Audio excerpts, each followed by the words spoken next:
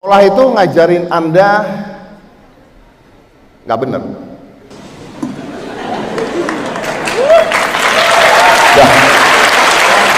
Itu.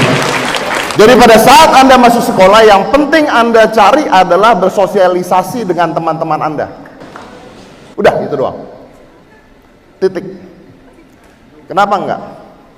Saya tanya satu hal aja yang paling sederhana. S1 akuntan, tapi nggak pernah diajarin nawar barang. Pernah S1 akuntan nawar barang? Enggak. Nah, lu belajar ngitung buat apa? Karena memang sekolah kita di Indonesia tidak mengajarkan hal tersebut. S1 komunikasi. Wah, lanjut. S2 komunikasi. Berdiri di sini ngomong di depan 2000 orang, kencing. Lah ngapain? Diajarkan sama sekali. Jadi, kalau Anda sekolah, ambil kulitnya aja lah. Belajarnya dari tempat lain. Belajar yang paling bener ya belajar YouTube bisa, buku bisa. Zaman gua dulu, bener nggak? Sekarang udah nggak ada. Sekarang udah nggak ada. Jadi mereka belajar di sekolah, udah. Belajar di sekolah. Maaf sekali saya harus ngomong gini, Anda sekolah SMA, oke? Nah ini panjang kalau mau dibahas, tapi intinya adalah gini, jangan sekolah no, belajar dari YouTube. Maaf ya, maaf kalau saya menyinggung.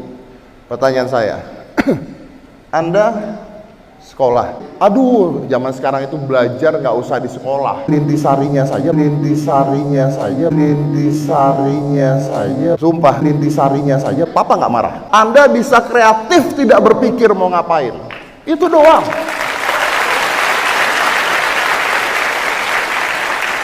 Dan kalau di ruangan ini ada guru, saya tadi hanya bercanda.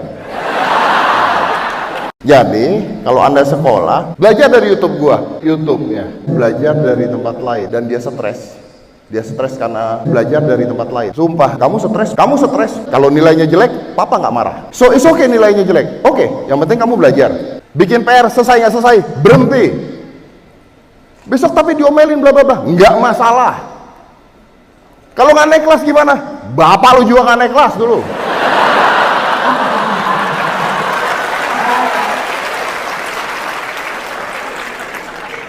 Emang bapak nggak naik kelas? Nggak naik kelas. 2 kali lagi. Dan bodohnya kita, kalian, bodohnya kita akan ikut. Kita. Bodohnya kita dan bodohnya orang tua kita adalah mencoba memaksakan yang kita nggak bisa. Udah tahu jelek. Sama dengan kalian juga, kalian jelek. Kenapa yang jelek dipaksa jadi bagus? Orang udah tahu jelek kok. Lu tuh udah jangan maksa. Lu tuh jelek. Udah tahu jelek, udah jangan maksa. Lu tuh mencoba memaksakan yang kita nggak bisa. Udah jangan maksa. Udah tahu jelek, sama dengan kalian juga jelek. Maaf sekali saya harus ngomong gini. Udah tahu jelek, udah jangan maksa. Tapi yang lu tahu bagus, disempurnakan, beres hidup. Semudah itu kok.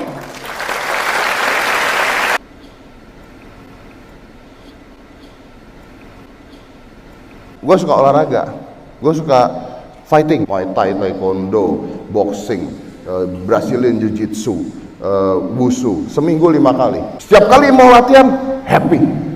Dijadikan itu yang bagus. Tuh tanya nih, politik, bikin YouTube. Jadi, hai, apakah tadi Deddy Corbuzier stand up comedy? Public speaking, menurut saya. Dulu ya, karena saya nggak tahu mau curhat dengan siapa, karena saya nggak punya siapa-siapa. Kenapa lu seneng? Saya tadi pagi baru aja posting Instagram. Kalau Anda tidak tahu Instagram saya itu @mastercorbuzier. Percuma Anda buka sekarang karena sinyalnya nggak ada di ruangan ini. Jadi nanti kalau pulang Anda silakan buka, lalu Anda klik follow ya di kanan atas.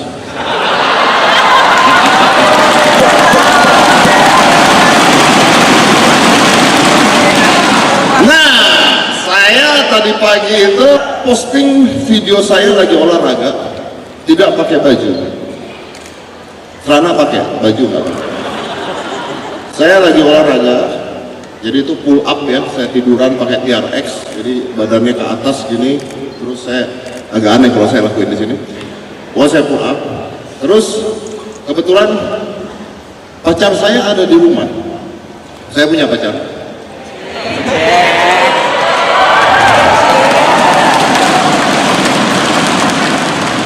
Ini yang tepuk tangan nih ya. Ini orang-orang di Instagram kalau punya pacar, cie. Ini pasti nih, tipe-tipe orang ini nih. Pacar saya berdiri di dada saya, terus saya pull up. Dia bilang, ini nggak apa-apa diposting. Emang kenapa? Ya, netizen sekarang kan suka aneh-aneh. Lah kan kita olahraga, emang salahnya kenapa? Ini kan nambah beban. Nggak apa-apa, orang Indonesia mah udah pinter-pinter. Ini mah nambah beban. Udah posting saya dengan bangganya. Komen pertama, dosa.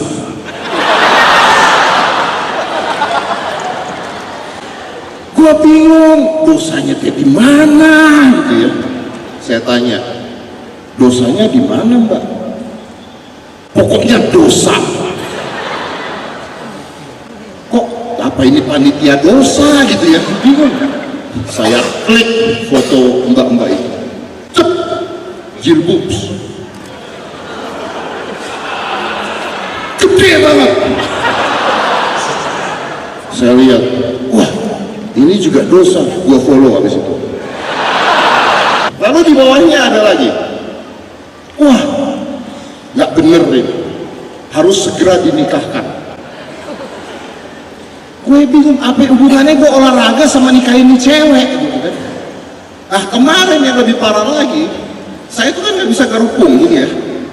Karena badan kegedean tuh garuk susah tuh, nggak nyampe kan.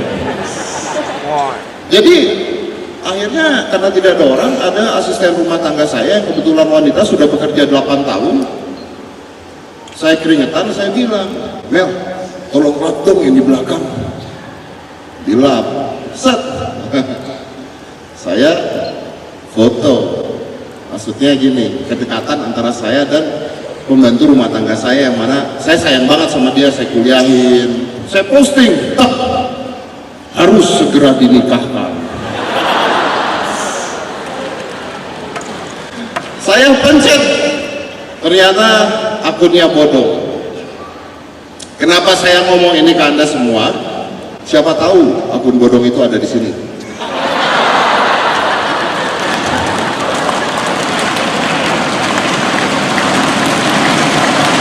Saya punya gym, jadi saya tuh bisnis usaha gym. Cita-citanya mau mengalahkan Fitness First, Celebrity Fitness, Gold Gym. Cita-cita. Mudah-mudahan sebelum saya buka mereka bangkrut dulu. Ya kan orang punya harapan boleh. Ya. Saya buka gym, saya posting di Instagram. Kali ini cowok yang komen. Sok kaya lu tai.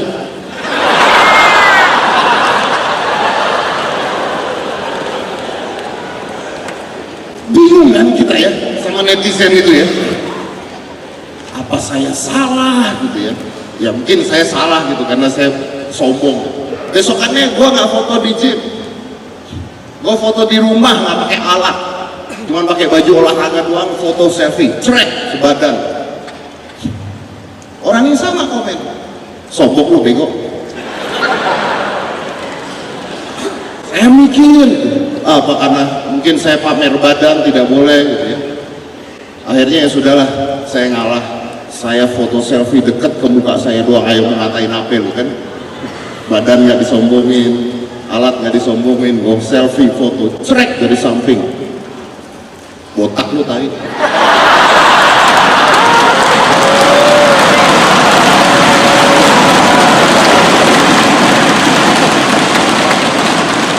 Baik, saya akan berikan motivasi pada Anda. Saya dulu susah, keluarga saya susah. Sekarang saya kaya. Terima kasih.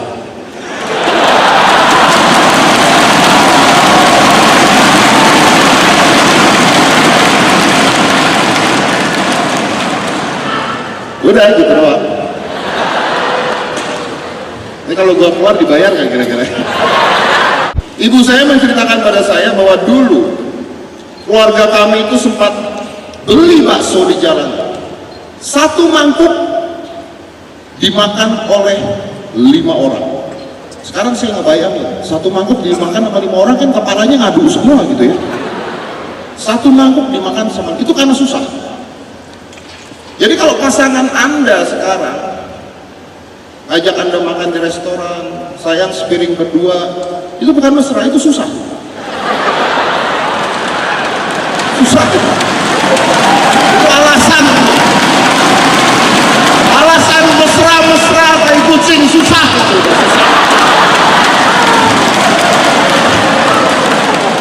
Menjadi orang susah itu nggak enak, karena saya ngalamin. Jadi kalau Anda suka mendengar kata-kata mutiara dari motivator-motivator lain, ya, hidup itu yang penting adalah membahagiakan orang lain. Kita harus memberikan cinta pada orang lain, gitu ya. Yang penting hati kita kaya, tai kucing.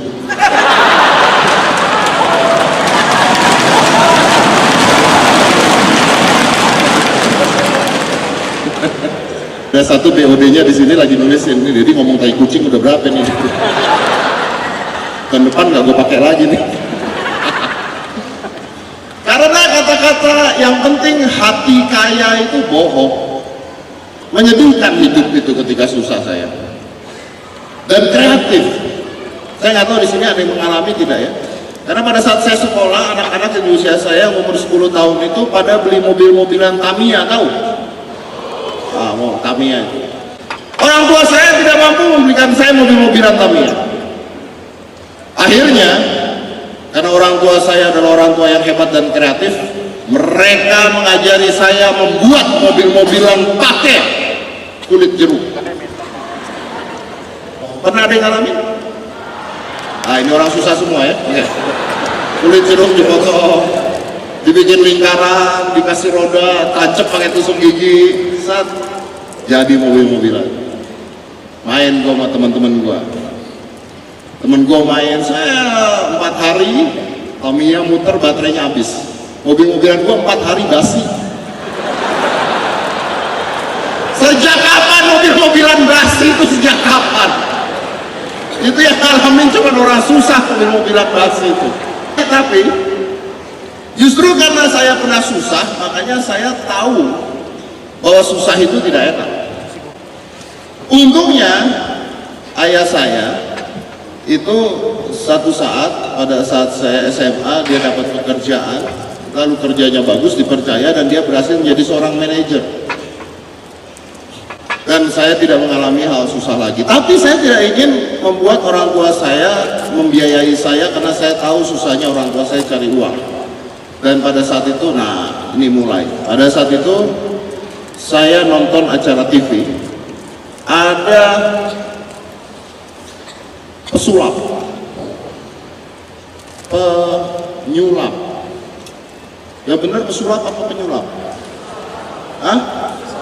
Pesulap. Pesulap. Iya, iya. Kalau selam, peselam atau penyelam? Nah, berarti penyulap kan? Ada penyulap dengan kata dasar penyu, berarti ya.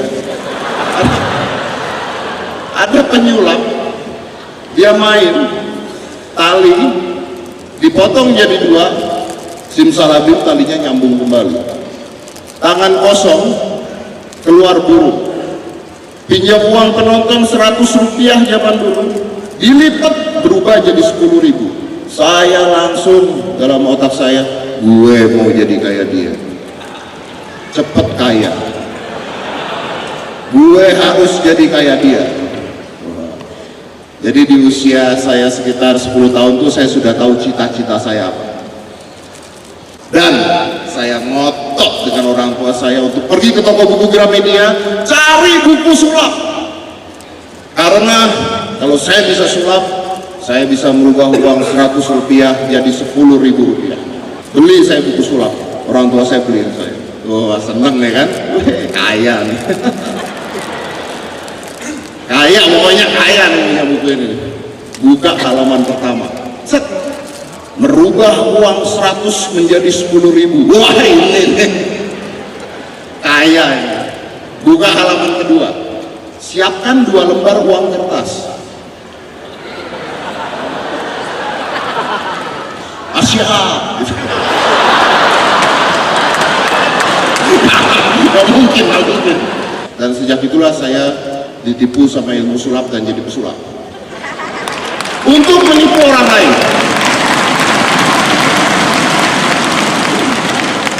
Dan ternyata ada hasilnya, karena sulap itu adalah pekerjaan yang menipu, penontonnya tahu ditipu, tapi tepuk tangan dan masih bayar.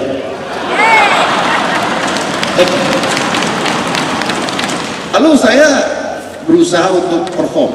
Jadi saya pada saat SMA itu saya datang ke hotel-hotel dan saya menawarkan jasa saya kalau saya bisa main sulap. Ditolak. Coba terus. Setiap hari saya menghampiri semua hotel untuk menunjukkan bahwa saya jago main sulap. Dan setiap hari saya ditolak. Sampai satu saat saya tahu, ini kayaknya ada yang salah. Yang salah bukan dari mainan gua. Yang salah adalah mereka tidak tertarik pada saya. Itu yang salah. Jadi pada saat saya kuliah, saya mikir, gimana caranya supaya saya terlihat beda? Karena kalau Anda bekerja rajin, banyak yang lebih rajin dibandingkan Anda.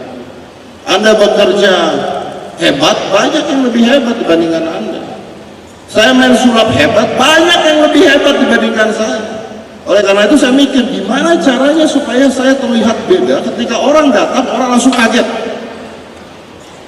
Akhirnya saya nonton Flash Gordon zaman dulu, kalau Anda masih ingat saya dulu, itu rambut gue potong. Masih ingat ya? Yang gue potong kayak hati gitu. Yang kayak McDonald tau? Akhirnya saya potong, saya botakin setengah kayak McDonald. Nah ya betul. Alis juga saya hitam-hitamin, betul, ya kan? Wah ini serem nih kelihatannya nih. Di rumah saya coba, wih serem nih, saya lihat kaca, wih keren nih kayaknya serem. Ibu saya pulang nangis lihat saya. Jadi sumpah loh, ini beneran. Ibu saya tuh melihat saya begitu tuh nangis. Dia bilang, itu kalau nggak tumbuh lagi gimana? Kamu ngapain? Main sulap mah. Main sulap kok gitu amat. Kamu maunya apa? Mau sukses? Main sulap tuh mau makan apa toh? Nggak bisa, main sulap tuh nggak bisa sukses. Mau makan apa main sulap? Zaman dulu belum ada lipat. Kalau zaman dulu ada lipat, gue bisa bilang makan paku mah.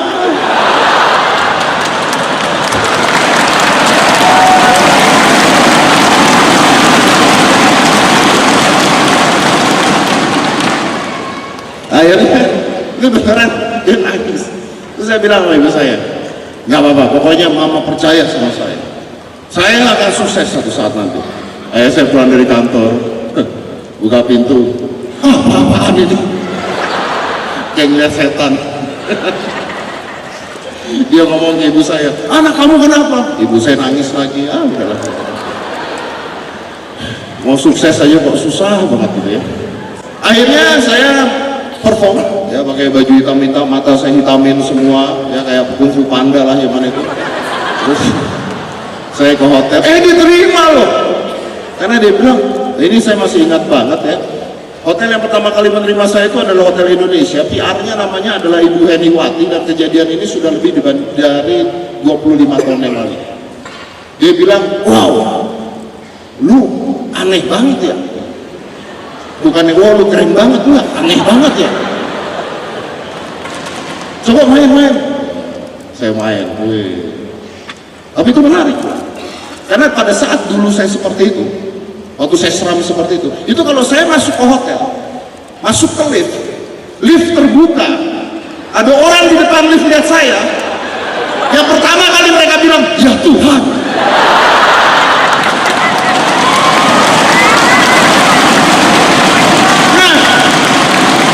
Mulai dari sana lah saya yakin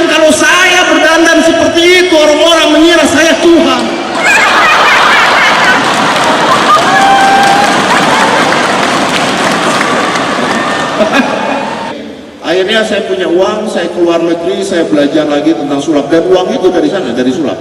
Jadi pada saat itu ayah saya zaman dulu gajinya itu 5 juta, zaman dulu udah gede 5 juta.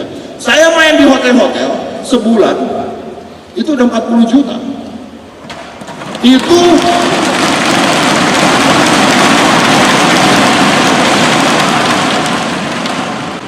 ini tepuk tangan minta apa gimana? Itu saya kuliah udah 40 juta tuh saya, ya. Saya keluar negeri dan sebagainya, belajar lagi, dapat gelar master di sana. Oh, saya mau bangga dulu sebentar. Mungkin Anda belum tahu bahwa minggu lalu dari Amerika Academy of Art memberikan saya honoris causa sebagai Doctor in the Art of Magic.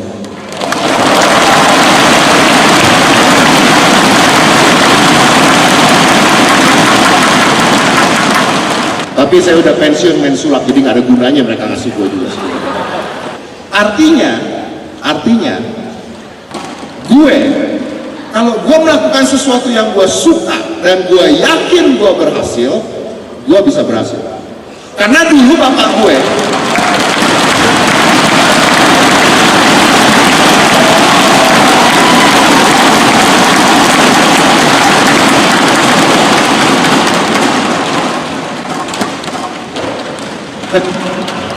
kita juga lu capek sendiri, benar.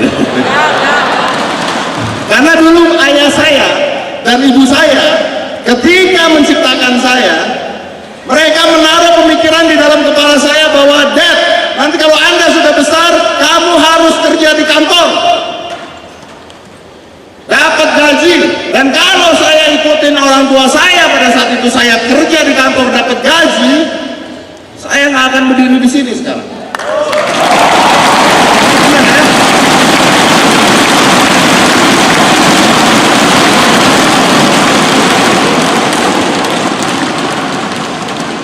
Mudah-mudahan ibu saya tidak menonton ini karena dia orangnya sensitif dan gampang tersinggung. Saya pernah ceritakan dulu di seminar, ibu saya ada ya, saya bilang orang tua saya itu dulu susah, gua cerita gitu. Setelah selesai saya masuk ruang tunggu, ibu saya lagi berdiri, umur 84 tahun. Ngapain kamu cerita-cerita dulu susah?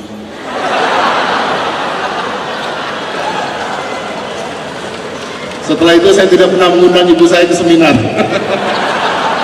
Saya ini orangnya, tipenya adalah tipe yang paling gampang bosan. Itu menjelaskan kenapa saya cerai. Nah,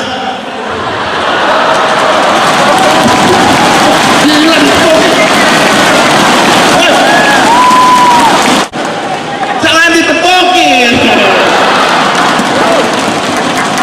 Jangan ditepokin, nanti Anda semuanya jadi pingin kan? Ya, itu contoh yang buruk itu contoh yang buruk, walaupun enak. Nah,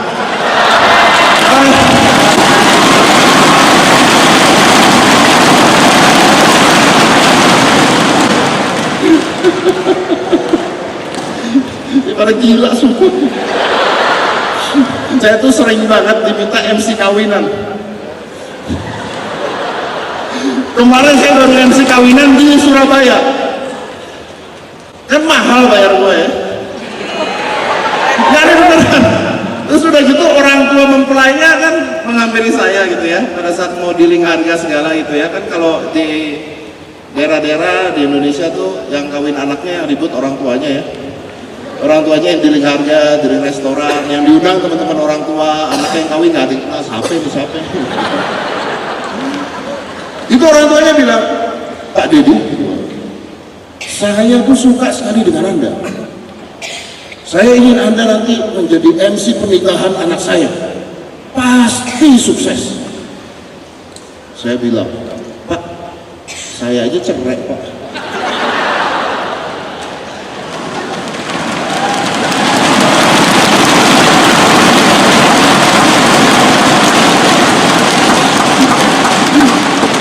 Dan rupanya orang tuanya karena umurnya udah 70 tahun, dia nggak tahu. Pak Deddy tuh cerai. Cepet-cepet buat tanda tangan kontrak. Oh iya. Jadi karena saya bosenan, sekitar 6 tahun yang lalu itu, saya dapat penghargaan tertinggi itu. Saya lihat penghargaan saya tuh, saya mikir gitu ya, gue mau ngapain lagi? Masa gue main sulap terus sih seumur hidup, bohongin orang mulu, tapi dibayar.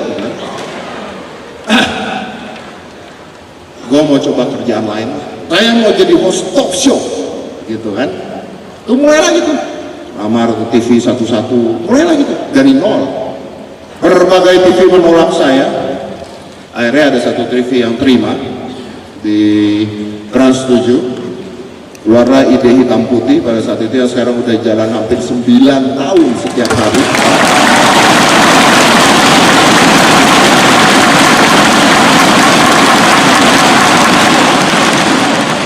9 tahun setiap hari,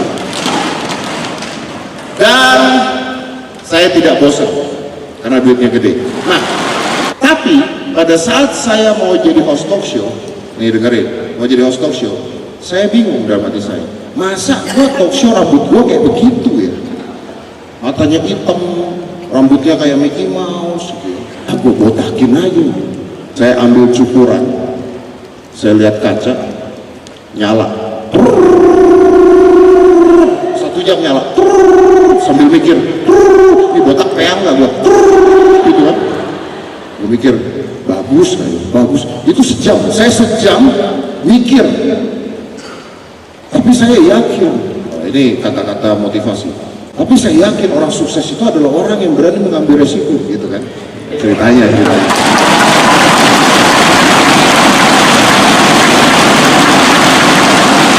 Tapi tidak ada kata-kata mutiara atau motivasi orang sukses adalah orang yang berani botakin rambut, tidak ada.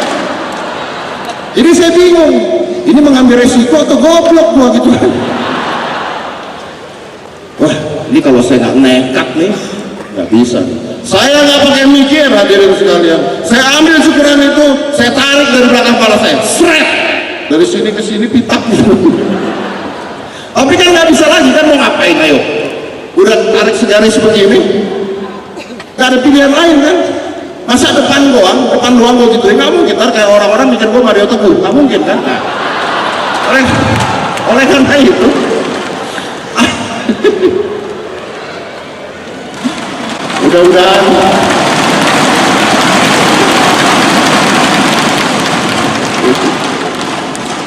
mudah-mudahan Bapak Mario Teguh tidak menonton ini, tidak ada ya? Nggak ada pembicaranya Mario Teguh kan? Nggak ada. Kalau ada dicari anaknya. Oke.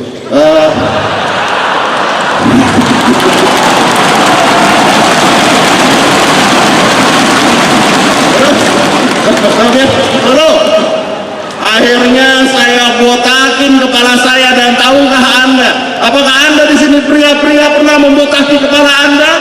Karena Anda pasti tidak mungkin.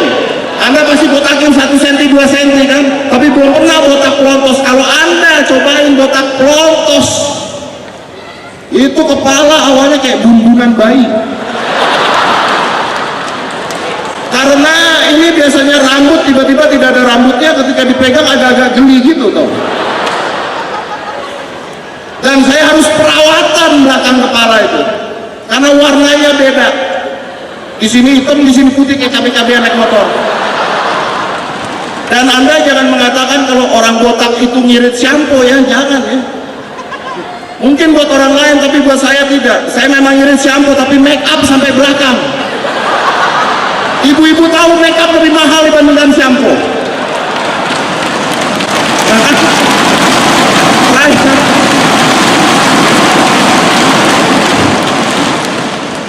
Ini kalau gue ngatain diri sendiri, pada seneng ya orang-orang sini. Benar, saya botakin rambut saya, dan saya lupa pada saat saya botakin rambut saya itu adalah hari Sabtu. Hari Sabtu itu adalah ketika kedua orang tua saya datang ke rumah. Ibu saya buka pintu, nangis lagi.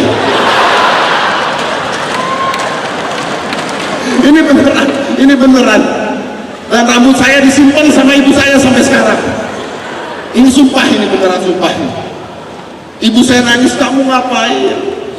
Terus saya bilang, kalau orang sukses itu mah harus berani ambil resiko. Itu bukan resiko, itu goblok.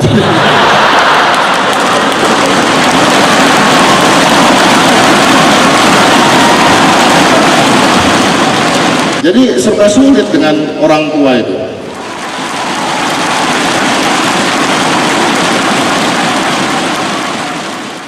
Karena sekarang banyak orang yang hanya bilang saya mau sukses, saya pengen sukses, tapi ngomong doang.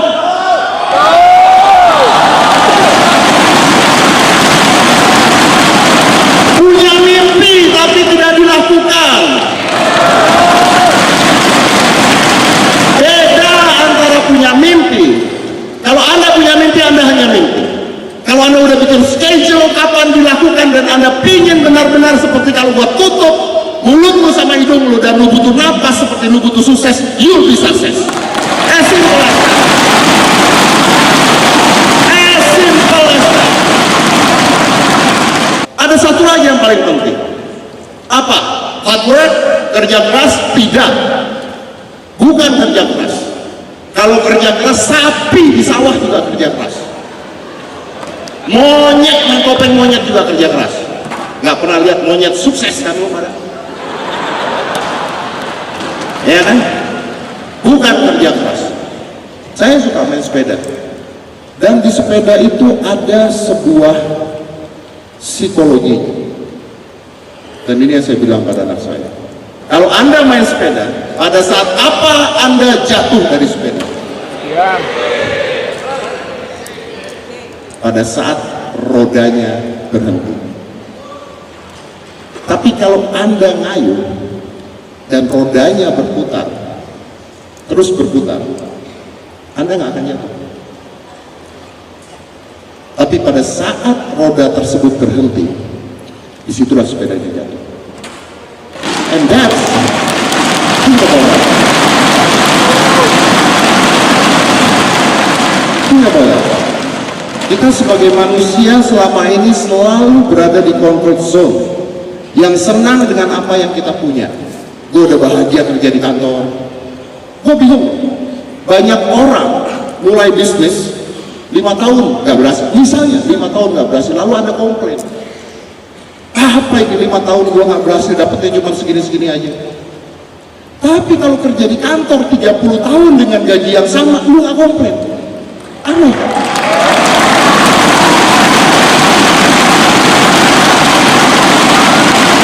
Aneh loh manusia itu. Mereka bisa kerja di satu perusahaan dengan gaji yang selama berpuluh-puluh tahun dan mereka senang. Tapi mereka mulai bisnis, mencoba bisnis yang baru 5 tahun belum berhasil, mereka stop. Bodoh kalau kita berpikir seperti itu. Oleh karena itu, intinya cuma satu. Kita gagal sama seperti sepeda. Manusia gagal adalah ketika dia berhenti berputar. Saya Deddy Corbuzier, terima kasih.